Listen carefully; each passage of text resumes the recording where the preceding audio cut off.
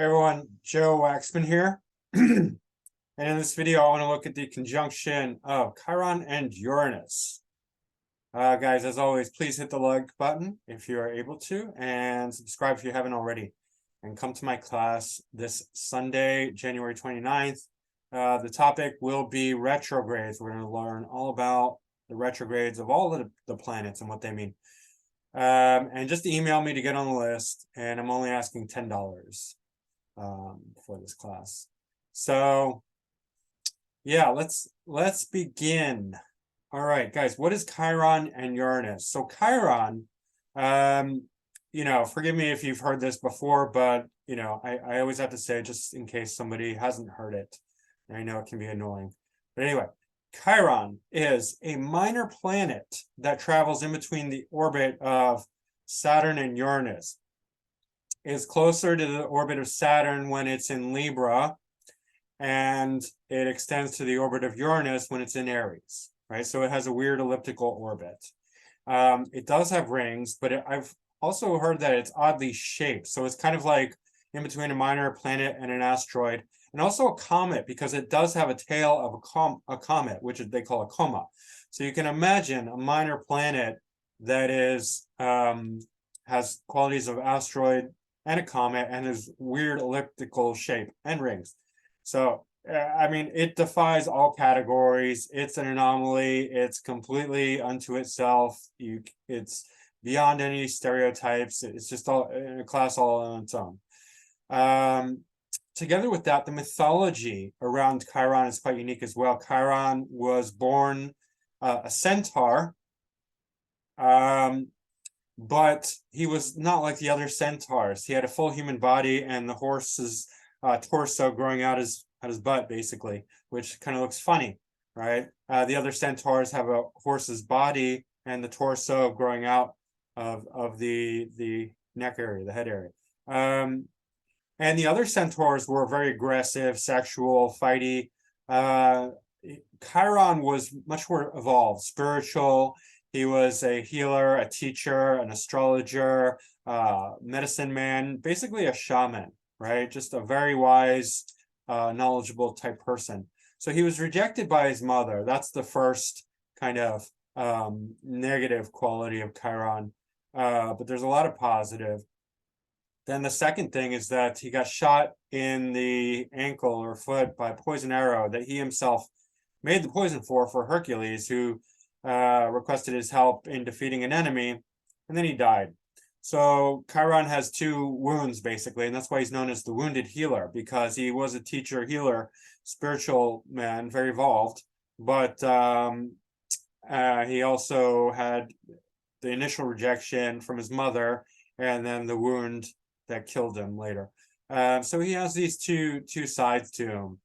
So you can see how unique Chiron is. He's just a maverick, one of a kind type person, very mythological, and Chiron lends itself to all kinds of out of the box creativity, right? And high level, teaching, philosophy, and also uniqueness on the level of Uranus.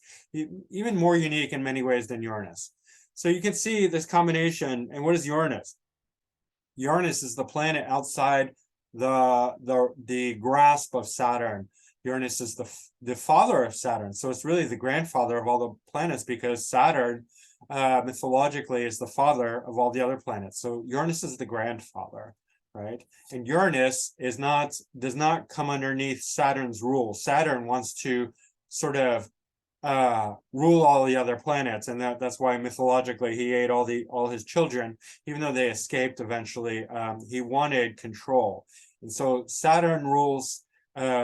Saturn's like the glass ceiling of this planet, the Earth. He wants ultimate authority, rulership, structure, discipline, hard work, negation. And then Uranus is outside of all of these things. So Uranus represents freedom, independence. It's extremely confident, Uranus, in many ways, because it is the grandfather. So it sort of just humors all the other planets, like a grandfather would humor his kids or grandkids. He's not really going to take them too seriously, right? He's just going to do his own thing. He's not going to pay no mind to their games or their, shenanigans. he has a very big view, very big perspective. He's old, mature, wise, independent, revolutionary, rebellious, gender neutral, actually, because Saturn, although he couldn't dominate his father, he was able to castrate him. And what that represents is that Uranus is not really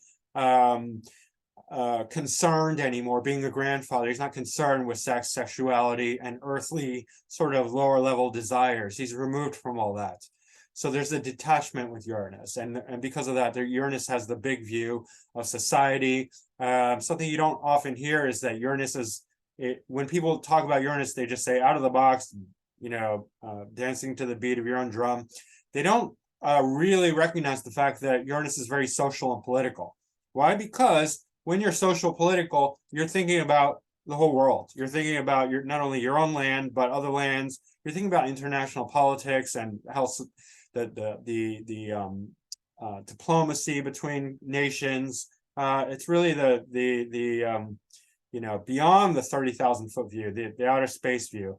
Uranus is concerned with outer space as well, right? Astrology, and many other things. So Uranus is kind of brilliant, independent, freedom-oriented, seeks the truth. It's called the Great Awakener. So it's like,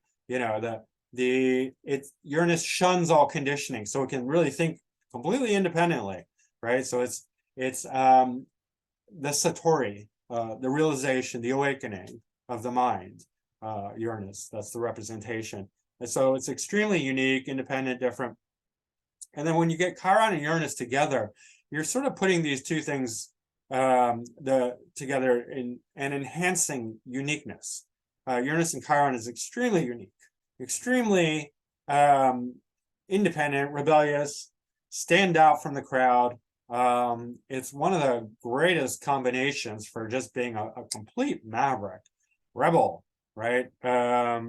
Whether it's in politics or artistry, brilliance is enhanced, artistry is enhanced, political leadership is enhanced, everything is enhanced. It makes you very stand out, right? And it's a rare conjunction because that they're both slow moving outer planets and moving sometimes at the same speed. So let's look at that. Share my screen. So initially, I'm just going to take you to the hold on one second. I want to show how they move together, because they move at different speeds, right? Uranus is more elliptical, or more it has a regular orbit, where Chiron has a varying orbit. So the speed of Chiron differs greatly, and you'll see this. So this is going back all the way to 1899 when it conjuncted in Sagittarius. Okay, and if we start moving forward, I have it set for 2 years, so it'll be pretty quick. But you can see Chiron moving away as we're going along, and you see that they're moving at the same speed. And then, oh, Chiron's moving very fast, and then we get into the opposition around the 50s, early 50s. We start to get the opposition, and this will have a similar effect as the conjunction, but it's a bit more polarized, and it requires more inspiration from others. So it's more relational, but it still has that very uniqueness. And so because this is so generational, you can see how in the 50s, we really started to get a lot of uniqueness within society. Not only that, you'll see how long this opposition lasted. Again, 65, we get another opposition.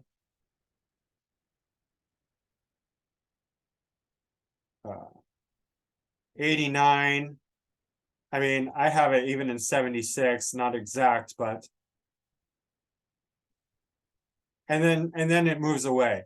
So from roughly 1950 to 1990, there were oppositions in varying degrees, right? Not necessarily exact, but that is 40 years of Chiron Uranus opposition, which is pretty intense, which means that whole generations, multi-generations are having the influence of Chiron Uranus, total uniqueness, total independence, rebellion, right? Just standing out. And we can see that within the generations, like from the 50s, society really started to blossom as far as uniqueness, expression, independence, Uranian, Chironic kind of themes took place. And then we're not going to get the next conjunction until Leo in 2043. So it's pretty long time. That's almost 150 years. It was 1899, and then 2043 will be the next one in Leo. Okay, so you can see how far apart these conjunctions are. But the oppositions, and the opposition lasted a long time. So that we'll have to look at just on its own sometime. All right, it's back to how I like it. And we'll go to the first chart in Aries. And you can see how rare it is. So this is going to be pretty sparse. So we're going to have to move this relatively quickly. We'll skip through a few signs just because there are literally no famous people in certain signs. All right. So for Aries, we have Antonio Vivaldi, and he was a virtuoso violin player and also a composer. And so Uranus and Chiron are in Aries, tightly conjunct in the 7th, 8th house. Okay, but a lot of Pisces action, Jupiter and Pisces, 6th house, Neptune, Mars, Mercury in Aquarius. So 6th, 7th house. And then Mercury is very important. It's the ascendant lord and the MC lord. So, a lot of brilliance. Uranus is ruling Aquarius, co-ruling it. So, there's also a square between Pluto and Chiron and Uranus. It's within a few degrees. So it's pretty intense. Anyway, it's certainly adding to his creative abilities. Let me just check here. Yeah, Mercury's very slow, so that's a lot of his virtuoso quality is coming from Mercury. Pluto looks pretty slow too. Oh, Saturn and Mercury are in mutual reception. Yeah. So this Mercury is very well aspected. And let's check Pluto. Just because I'm curious, I like to see. No, not that slow. So 6th house is like something that he'll be doing like on the regular, right? Like daily, like writing music regularly, right? And also because Pisces will bring in the creativity a lot, and Sun ruling the 12th house as well, and Moon in Leo, in the 12th whole sign, but 11th quadrant. That's quite good for career success and whatnot. Moon trine Uranus. This square would be really intense and like passionate, kind of, I don't know, tension. Adds a lot of tension. It would add a lot of tension to his music. Neptune is square the nodes, so Neptune for creativity. Right? So in any case, I don't really know Vivaldi's music, so I can't really comment on that. But very slow Mercury, conjunct Mars. Mars is very physical as well. North node in the 3rd, skills of the hands. Scorpio, Mars, Venus disposited by Mars. In any case, so it's creating, Uranus definitely relates to rhythm, and therefore music and brilliance, kind of genius. So Chiron is enhancing the creative genius when it's conjuncting Uranus. All right, let's move right along. Okay, so who else has it in Aries? Probably nobody you've ever heard of, but Hildegard of Bingen, who is a writer, composer, and a philosopher. And Christian Wolff, also a philosopher. Right. So Chiron definitely, Chiron was a teacher, right? So Uranus, not necessarily a teacher, but Uranus is going to enhance that quality, make them very high level. All right. Let's go to Taurus. And in Taurus, we have, we're going to go with Bach, another, probably the greatest composer of all time, Johann Sebastian Bach. I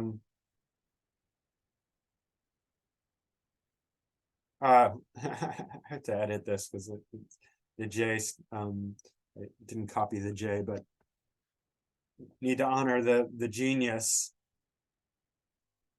And what a genius he was. Like, I've listened actually to a lot of Bach, and his music is golden. He's absolutely golden. It's like heavenly golden, you know, straight from God, right?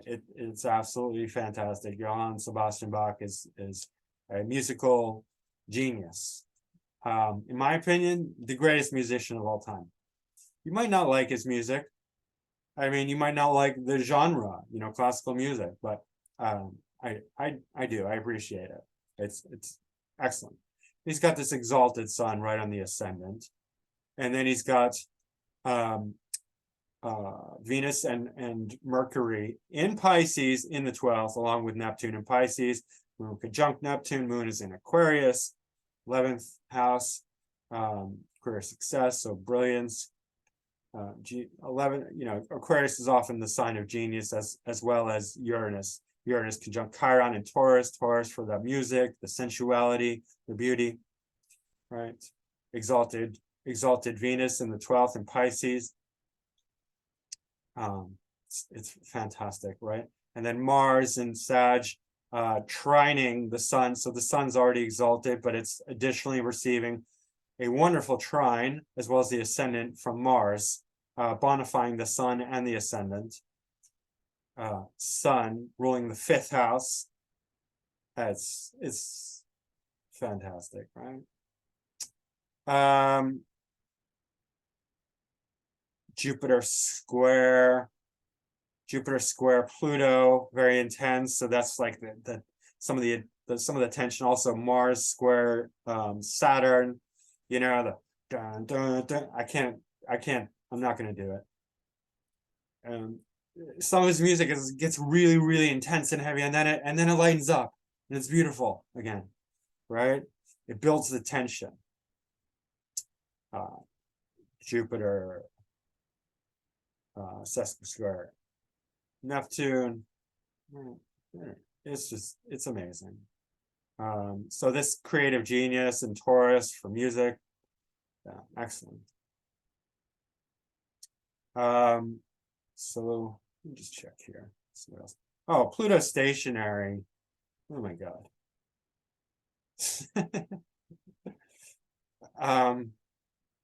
And then Venus and Jupiter. I didn't even look at that. Venus, Jupiter, boom, and the oh my God, by the degree they're in conjunct. So it's a tense aspect that's resolving itself through mutual reception. Brilliant, absolutely brilliant. Stationary Pluto in the 4th house, right? Cancer, so very emotional. He's hitting on all levels. He's the grandmaster of musical theory, right? Creative genius, brilliant. And who else had it in Taurus? George Frederick Handel, another composer. Emanuel Swedenborg, who invented very high-level spiritualist. Emanuel Swedenborg. He was like the leader of the Swedenborgian Church, something like that. Daniel Gabriel Fahrenheit. I don't really know. I didn't even research him, but Fahrenheit, you figure it out. Like, he's a scientist who figured out temperatures and stuff. And Montesquieu, I didn't even look up Montesquieu, but he's somebody. He's somebody. So anyway, nobody for Gemini or Cancer. So we're moving right into Leo. And we're gonna look at an astrologer who you've never heard of. And we won't take too long. This. And so for reference, Henry VII of England. I know there's a song Henry VIII, I am, but this is Henry VII in Leo. And of course we have a king of England, right? And then Zadkiel the astrologer, very few people. And his real name was Richard James Morrison, and he created an almanac. But he has Chiron conjunct Uranus, conjunct the ascendant, but basically out of sign, but still influencing. And Uranus, the significator of astrology, right? So I have it on the ascendant too.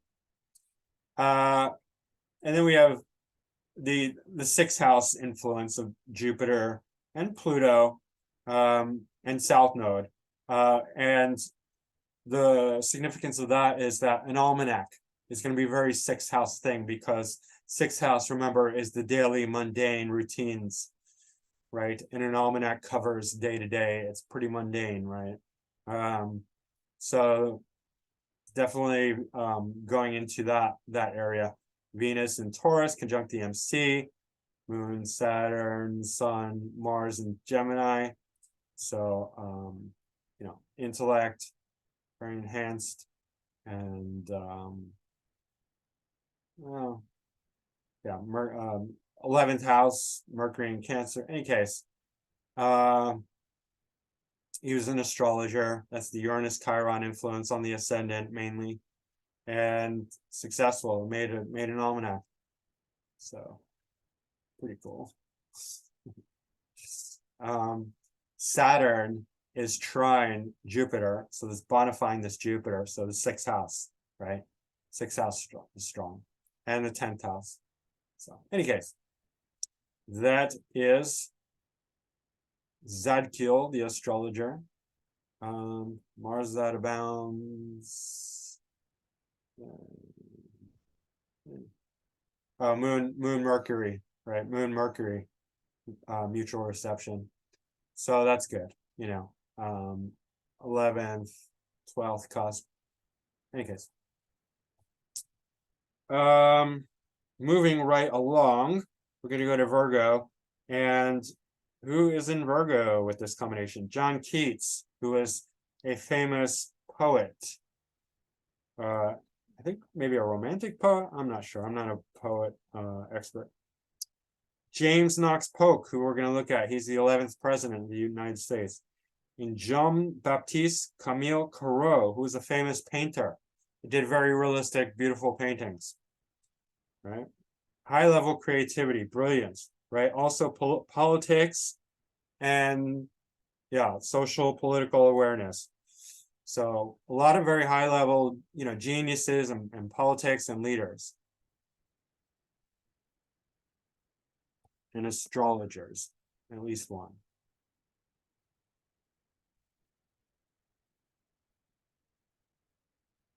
And Chiron is really just enhancing Uranus. It's making Uranus stand out more, be more unique.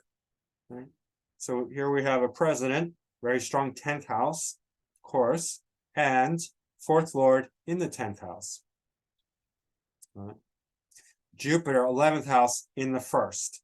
That's prominent too, because politics would be 4th house for homeland, 11th house for the social political awareness, right? And then Uranus as well. Uranus in the 8th house. Uranus conjunct Chiron in the 8th in Virgo. So now the 8th house wants, you know, power and control, right? So political power and control. And you know, that's quite prominent for him. Square Saturn. I forget what James Polk. Oh, he was an expansionist. James Polk expanded Did he expand U.S. territory? I don't even remember. Any case, North Node. Anyway, he was a president. I can't remember. I don't want to look it up. But yeah, he was early on president, and he probably expanded the nation. Anyway, yeah, powerful. So Uranus is ruling. Uranus is dispositing Pluto, most of the first house. So I think that's pretty good. Definitely a lot of desire for control, power, especially intellectually. Mercury is pretty prominently placed in the 11th. I call that 11th. It's 10th quadrant, 11th whole sign house. Anyway, generally pretty strong chart. Very slow Mercury, so very intelligent. He was a lawyer as well. Mercury in Sag, Jupiter in the first. Okay. All right, let's move right along. Nobody in Libra. In Scorpio, we have Lucky Luciano, the head of the Luciano crime family in New York. Alexander Calder, who was an artist. He made sculptures and mobiles, big hanging mobiles. Vito Genovese, who was another mobster, right? Scorpio, right? Scorpio criminals. Okay, Scorpio heavy charts can be criminalistic. Right? I'm not knocking it because I have a lot of Scorpio influence, but Scorpios love to dominate and control and others, and just by brute force, by any means necessary. Vito Genovese overtook. He was Lucky Luciano's predecessor. He became head of the Luciano crime family and changed it to the Genovese crime family. And then Mabel Normand, she was an actress, writer, director, producer, and of course, somebody with strong Scorpio is going to want to have control of all of it. That's why she's actress, writer, director, producer. Okay, let's look at Vito Genovese, another mobster. And so I just want to remind you that, like, when people say Clinton is a crime lord, a criminal, she is. She's basically almost got the same chart as Vito Genovese, a little different, but heavy Scorpio ascendant with tons of Scorpio influence. And then the North Node in Capricorn, right? That's very strong. Same with Al Capone and Lucky Luciano, North Node in Capricorn.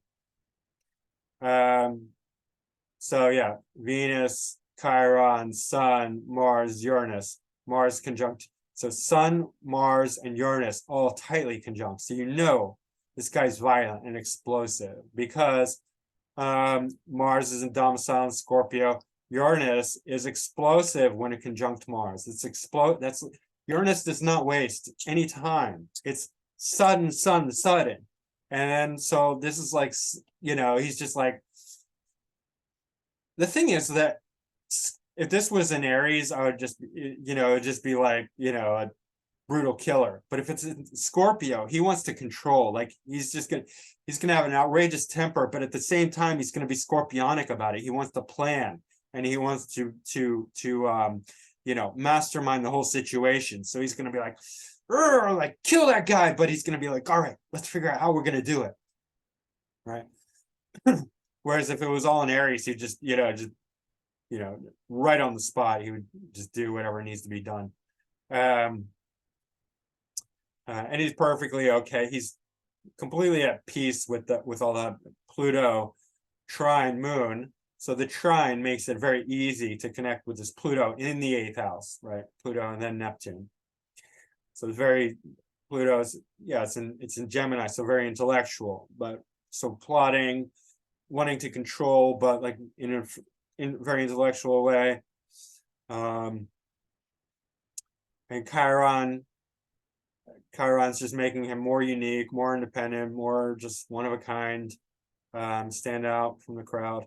It's just enhancing all of this.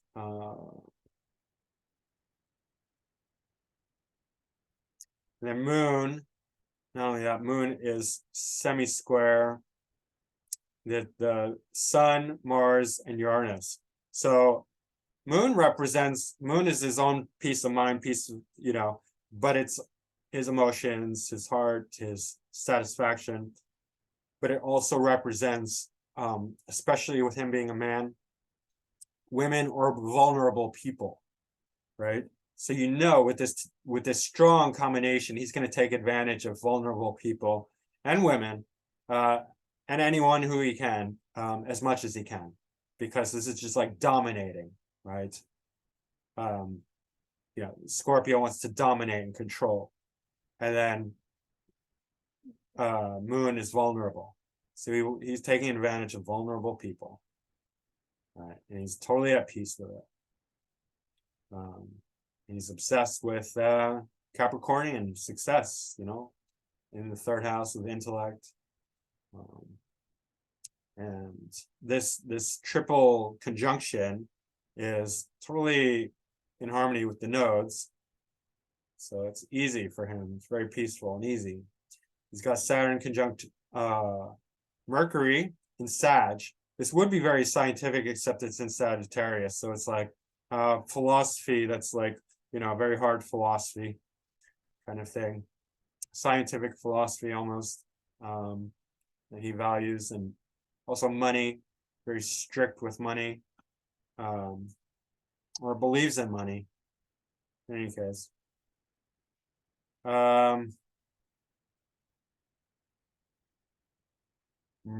Mercury is ruling the 8th house. That's conjunct Saturn in the 2nd. So 8th in the 2nd.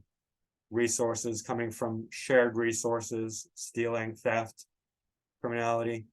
Yeah. All right. So this is a mobster chart.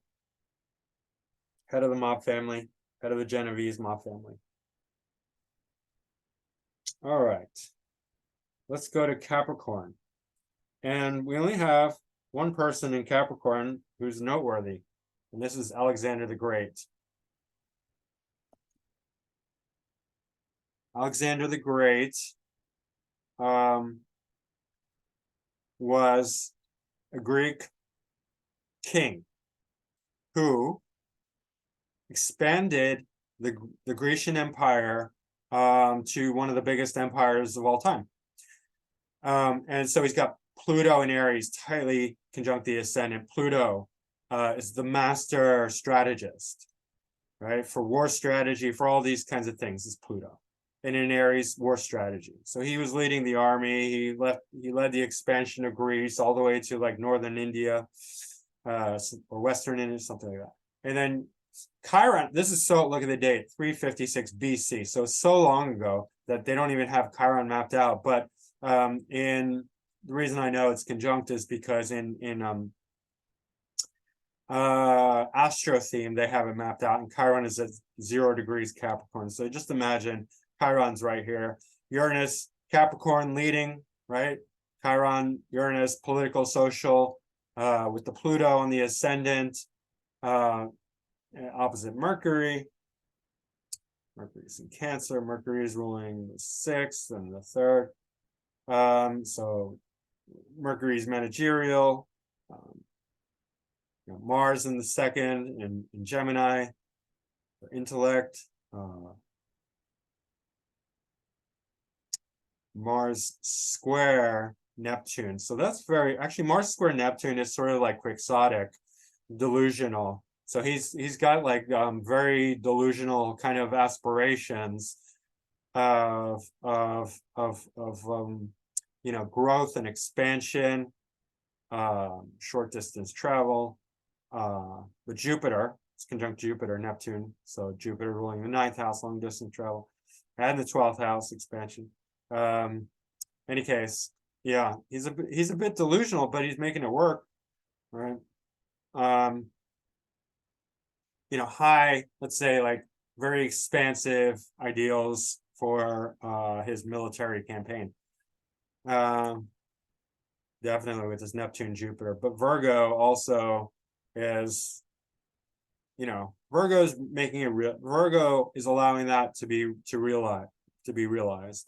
In any case, North excuse me, North Node in the 10th is highly motivated to career success. Anyway, he's known as a maverick, right? As a military leader, king, Alexander the Great. So that's Capricorn, Uranus, Chiron, Pluto on the ascendant in Aries, very strong. I wonder if there's anything else. They don't even have Chiron marked out here.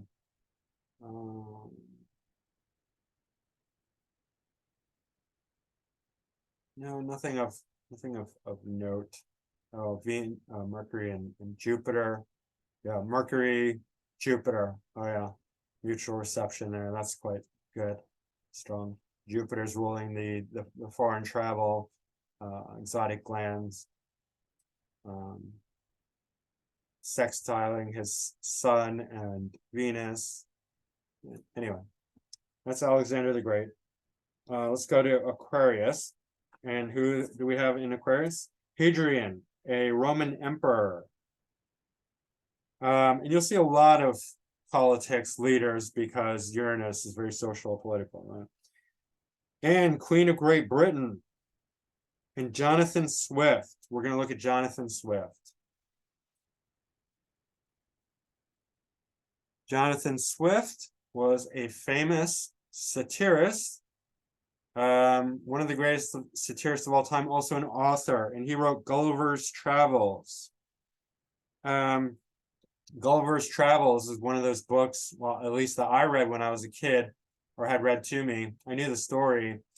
Gulliver's Travels, I think he travels to a foreign land and he's a giant, and he's if I'm not mistaken, and then he's taken hostage by all these little people.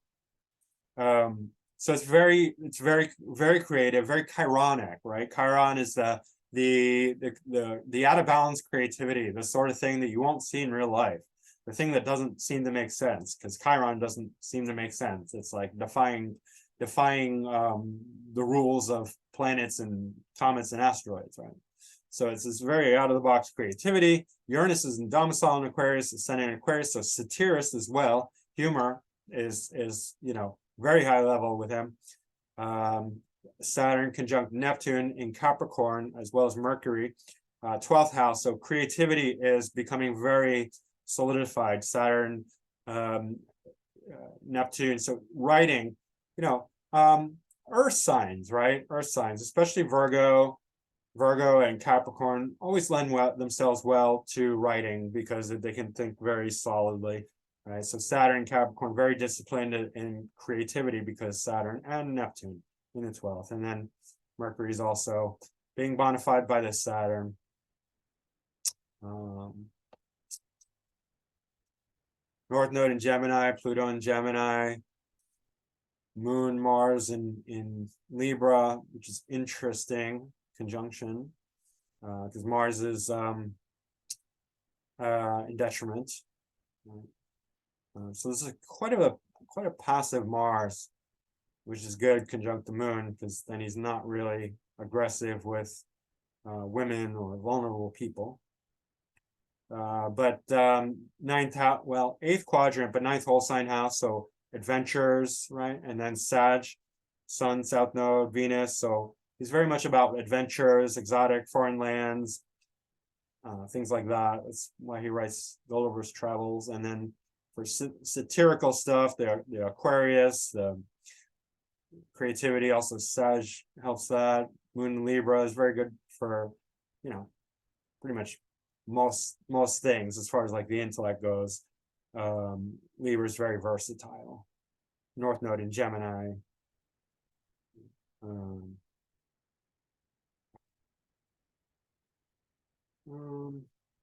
Yeah, and there's some tension. Tension is good for writing, drama. Mars square, Mercury square Mars But Mars is actually bonifying this Mercury because it's exalted in Capricorn. So that's an interesting one. So this Mercury is much stronger than this Mars. Yeah, Venus is not really relating to the Mars. Let's check here. Yeah, Mercury's out of bounds. So definitely a very strong Mercury that you know, can push the limits.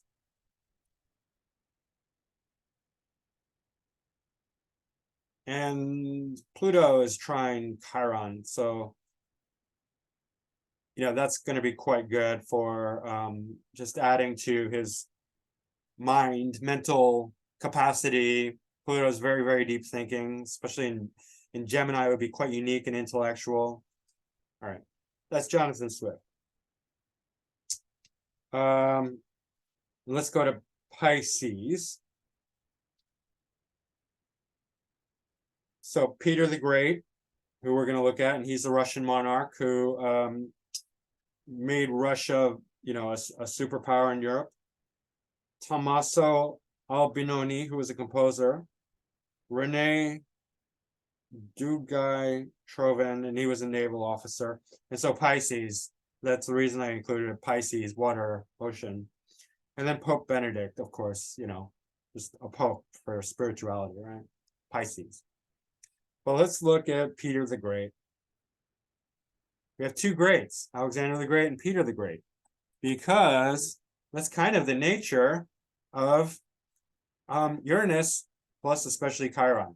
Like Uranus is great because it's like a shining star in the sky, even though you can't really see it. You can see it sometimes, but it's the grandfather. It's great. Just believe me. Uranus is a great planet, and Chiron enhances the greatness of Uranus. It makes it even more great. So that's why you have two greats when you're talking about. Well, the other thing is that politics and social politics, you know, big-mindedness, you know, non-earthly kind of, but very brilliant. It lends itself great for political leaders. Uranus, it's fantastic for it. And so Chiron makes an excellent leader, Chiron Uranus, political leader. All right. Aries, Senate. So a lot of 12th house activity. And then, so the expansion of, and the modernization. Uranus is modern, all about progress, modernization. So he expanded and modernized Russia into a great empire, right? That's what he was known for. South Node, Jupiter in Virgo. So very, you know, very, very smart in wisdom, but you know, it's in detriment in Virgo, Jupiter in Virgo, but very clever. Virgo is very smart, very analytical. And Jupiter is bonifying this whole 12th house. So the expansion, you know, 12th house represents exotic things, foreign lands, right? So expanding North Node, right, into foreign lands. So he did. He expanded Russia. He took some lands and, you know, made Russia a much bigger, stronger empire. Venus in Taurus in the second house, so great for wealth, great for, you know, confidence, personal, you know, speaking ability. Very smart. Mercury and Gemini conjunct Pluto, so Mercury conjunct Pluto, so very strategic as well. And then Mars trine Pluto also for the, you know, the military campaigns. It's very good. Moon trine Saturn. It's good for authority and leadership.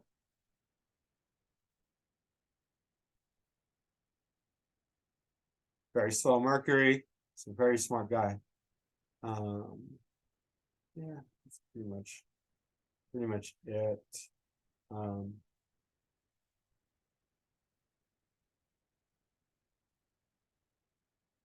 Also, fourth house for homeland, right? Power control. So Mercury and Pluto especially, power, control over the homeland.